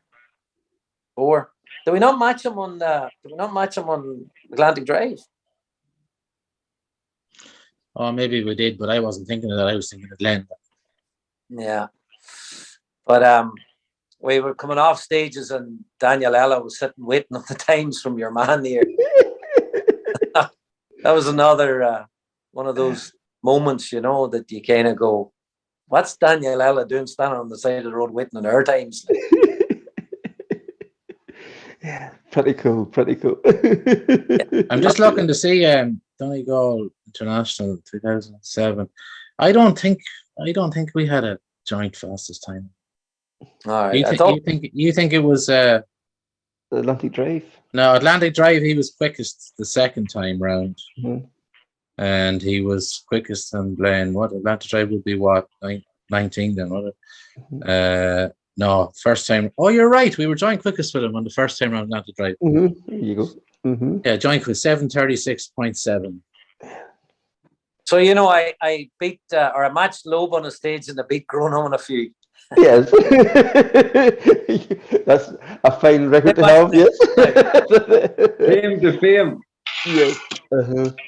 But then as Paul mentioned earlier, then you went on to the Isle of Man, the Jim Clark, and took runs, and I think you claimed the championship again that year. Kind of, I suppose, bittersweet almost, wasn't it, claiming the title that year?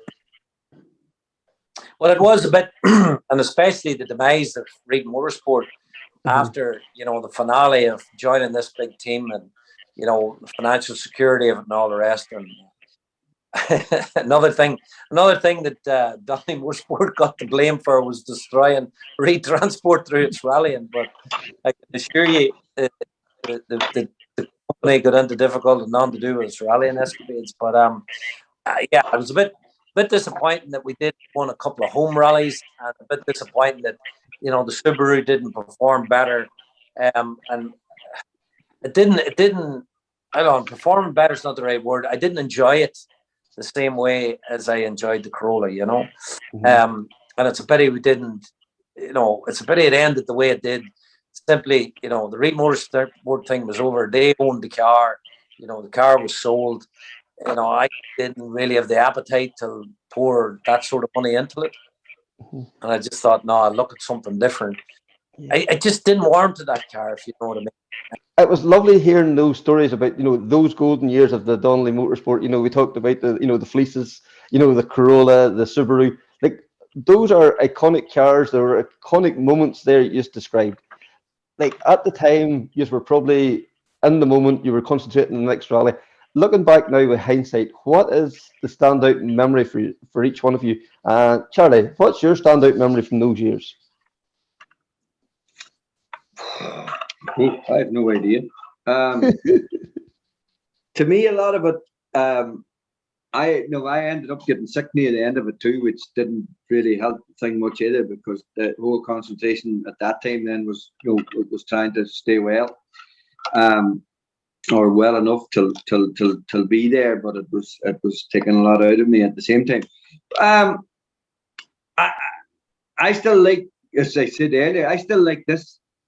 This is what the memories are. This here. Every time I talk to Paul and Eugene and that there, they remind me of something, that I've completely forgot.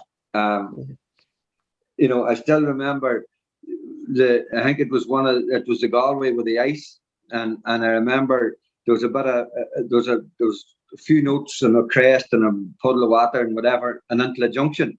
And I chatted to Paul and I said to him, take out the brake before the crest. And, I think that he'll carry the water and he'll have enough braking time, to get in the junction, So Paul took it out anyway, and he come bombing down over it anyway, and not a chance. Like the yoke just took off, like, you know, and he's gone down by the junction, you know, and the car locked up, and him hitting the handbrake to turn around, and Paul, he said, "Charlie, you got it wrong on that one." He says, you know, and that, like, that's the stuff that's the stuff that I remember. You know what I mean?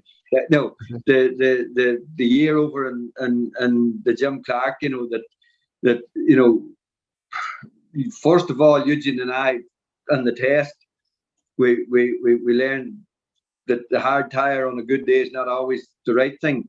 And we went through a fence, and there's a clip of the lads up on McDay, or no, the lads in the wee Corsa or whatever, Nova or whatever, with the stake coming in through the windscreen. Oh yes, yeah. KD cars or something. KD cars. Well, Eugene and I, we done the same thing. A stake of a git comes straight in through the windscreen on the test, and we got a windscreen flowing in. Derek McGarry went and got us a windscreen in Glasgow, and it was for the wrong car and whatever ever. So I went to the guy and I cut a perspex one, and John Donnelly and I bonded it in, and I had spoke to the scrutineers prior to it, and they said as long as it was okay, they'd be happy enough with it. So got it in anyway. And first thing down the first stage, comes down the first stage, Paul says to me, he says, like, this isn't working. I said, why? He says, I have to slacken the belt on my left shoulder to hold the windscreen. And he says, the thing's coming in round it, you know. So they done that whole day, like, and then we cut the windscreen out of McHale's car. He was there, and I think, I don't know, Gareth. No, it wasn't Gareth. It might have been what he was doing it. But anyway, I went to Austin. I said, look, can we get your windscreen? He says, he says, take it away. So John Donnelly and I cut the windscreen out with a bit of wire, like, and put it into the car. And then the next thing, then Eugene was bombing down. Was not the same rally? He was bombing down, and the brakes overheated, and you ended up in the field. Yeah. Yeah. And I can still remember that video to this day. You just bombing down the oaks, and he's standing on the brake. She's jumping over the jumps, flat this, flat that, flat on, and then the next thing, brake for whatever it was, go left, and Eugene hits the brake, and the oak just locks up going this way. He goes, "Oh, you get it! Oh, you get it! Oh, you get it! Oh, you get it!" And Paul, he's sitting as if he said, "Come on, do whatever you have to do," like. And the oak straight in through the gate into the field and round in the field and back out again, and got down the stage, and the whole thing was full of straw and stuff, and had to tell them to get out and clean out. No, I'd been sitting there, to get out and clean out the straw. What do you mean? The whole it was full of wheat. Wheat, that's what it was. Yeah. So the two boys out along the road, and them who trying to clean this dust out of her and all that. Things that got there, like, you know, that's the memories for me. Okay, we won the rallies, we won the championships, the cars were great, the speed was great, the thrill was great, but them's the memories I have. It's the fun, it's the comments, it's the chat. That's like I always say, we were a bundle of gams, from Ireland, like, and there's not many outfits in the world can stand and say they done what we done, and there's none of us, there's none of us that special, but together we were special. And that's my memories of it. For sure. And Paul, the same question to yourself. What is your standout memories from those years? Well, obviously winning Donegal was a big one, but I have to say the Manx was a real special rally for me, because as a kid, even looking at it on TV, and Klein Snyers went there, and Mark Lovell and Steve Ryder used to commentate the show, and it was on BBC, and it was just so big, Manx, and to compete in it at all was a great experience for me, and to win it then, especially the year we won it in Corolla. Like the Subaru, we were expected to win it that year, but the year we won it in Corolla, we had a great battle with it, and even the year we finished second to Mark Higgins that year he had the Focus, and that was those 2 years in the Manx are really good. But I have another one, and I've never heard anyone speaking about it, but one of the things I used to look forward to every year was the driver's briefing for the Donegal International. It was just crazy. It was the first year that they done it that way. It was so good. And what do you call the barrister guy, Charlie? Damien Crawford. Damien Crawford. Yeah. He was so witty. He always had a great thing every year. And the year Loeb was there, and he stood up and he said this and he said that, and he says, we have two very special people here at the rally this year, and he says, I just like to take a bit of time, to really thank them for coming here and all of this. And Loeb was starting to get up out of the seat. Him and Elena were starting to get up out of the seat, and he called up John Joe Boyce, wasn't it? Do you remember that?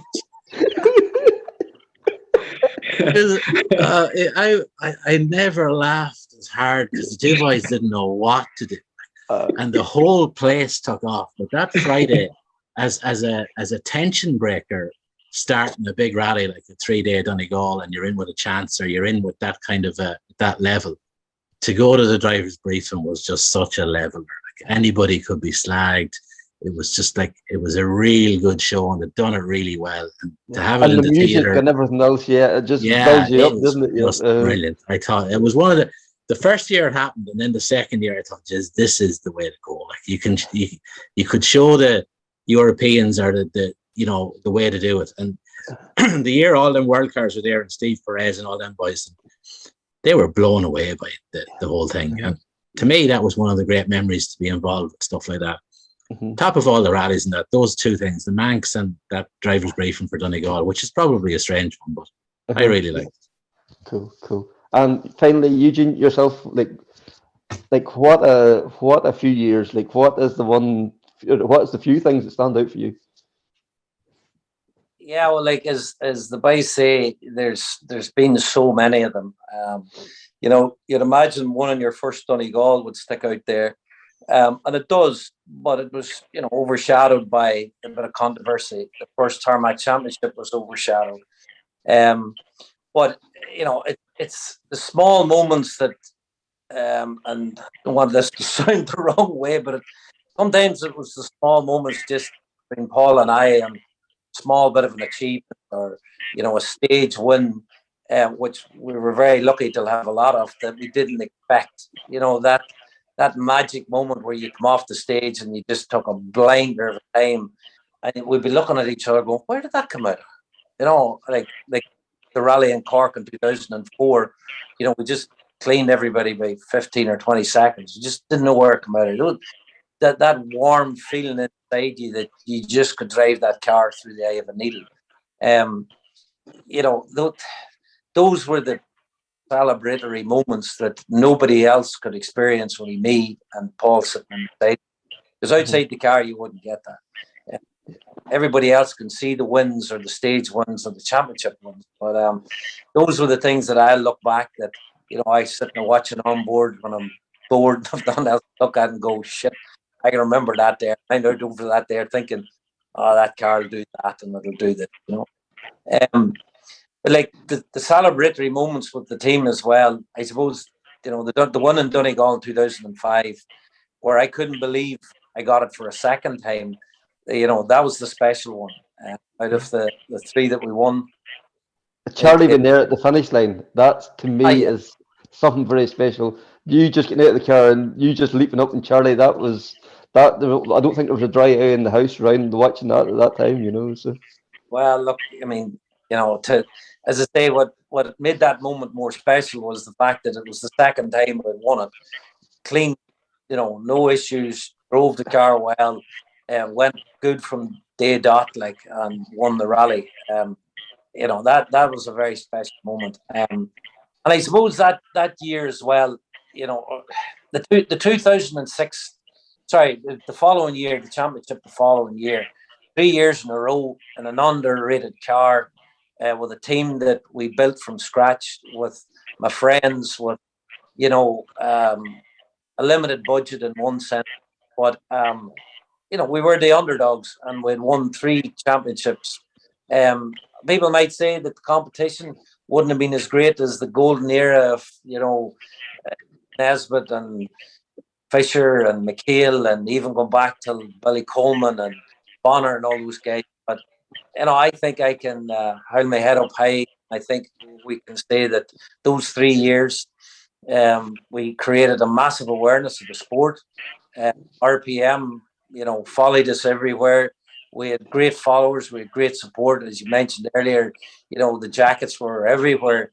when you see the team name on a jacket and you're driving down the road around the man there, you keep going flipping hell, But to finish off those 3 years with 3 championships under our belt, I remember being specifically proud of that day. I never thought that I would ever get another one, let alone 5 of them. But that particular year was the end of the Corolla, and I can say that that probably is, it's up there with the 1 or 2 highlights of that year. And as I say, we enjoyed as much success as any of the greats in this country. As for the winners, there's one big moment to finish a superb weekend for Eugene Donnelly. Oh, that's brilliant. I thought one of them was good, but no one could prepare me for this. This is absolutely brilliant. Just 42 seconds was the winning margin. That was Eugene, Charlie and Paul. What can we say? Thanks to the lads. It was gratefully appreciated. It was an awful lot of time out of their evening. I think they would still be sitting here yet if they got an opportunity. But the crack with Charlie, especially the jokes and the yarns and all that there, but the other 2 equally as good. Connor, it was a pleasure, wasn't it, from our part? Absolute pleasure. Just fantastic conversation, a fantastic night's crack. What do you call it? Really enjoyed it, reliving old times with Eugene and Charlie. It was just great to listen. And as I say, there's another couple of hours still to go somewhere. With the stories that they still have to tell. That's for sure. That is for sure. So that was episode 102, the Donnelly Motorsport Special Part 2. So please like, share, subscribe, rate. All those things make a huge difference to the podcast. So until the next time, take care, speak soon, and bye.